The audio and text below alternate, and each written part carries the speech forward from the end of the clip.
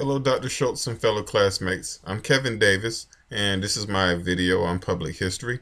My video is about the Camp Sumter prison camp in Sumter County, Georgia, also known as the Andersonville concentration camp.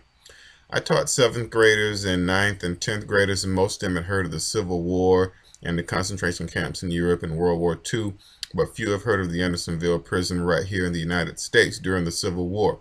I live in Georgia, closer to Atlanta, but the Andersonville prison site is about 2.5 hours away from me, so this will be a virtual field trip of sorts.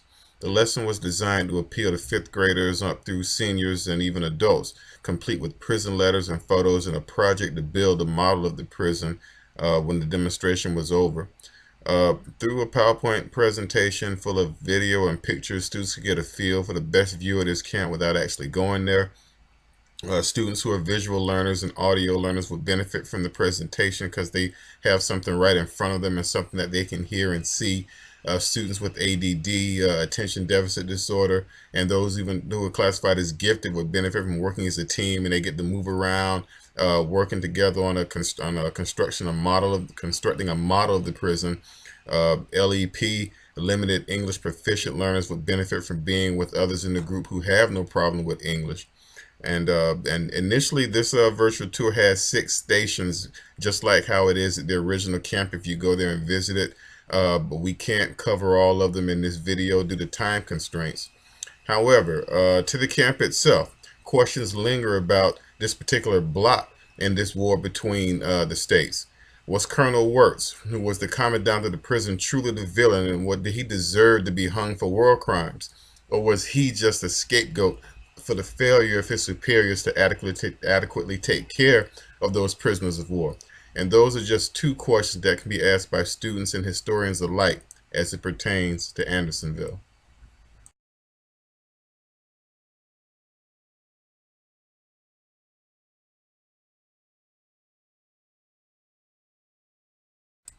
This is the site that a Union prisoner of war would see on the approach to Andersonville. The reason for this prison camp and others like it in the U.S. during the Civil War was because of blacks in uniform fighting for the North. In the early years of the Civil War, both the Union and the Confederate armies routinely paroled and exchanged prisoners of war. However, as the Union forces quickly began to employ black soldiers, these exchanges broke down over the Confederacy's refusal to recognize captured blacks as soldiers instead of escaped slaves. This breakdown led to the need for both sides to create large prisoner of war camps, like Camp Sumter here at Andersonville. At one point, 33,000 men were in the cramped space of this camp that was meant for 10,000 men, which is more than the entire population of Sumter County right now. 12,912 of them would die from disease, starvation, malnutrition, and exposure. Many of the deaths came from a lack of clean drinking water. The soldiers had to drink water and also use the restroom from the same stream. As a result, deadly diseases sprung up such as dysentery and diarrhea.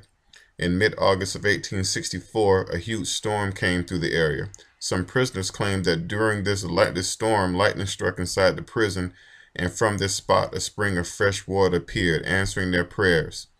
Believing God had answered their prayers for this clean water, they called this spring Providence Spring. And who knows how many lives were saved by the clean water that the spring provided? Perhaps thousands. Providence Spring still flows today, and for former prisoners who came back to the site, it was a highlight of their visit. This building is simply a monument that was built around the spring around 1900.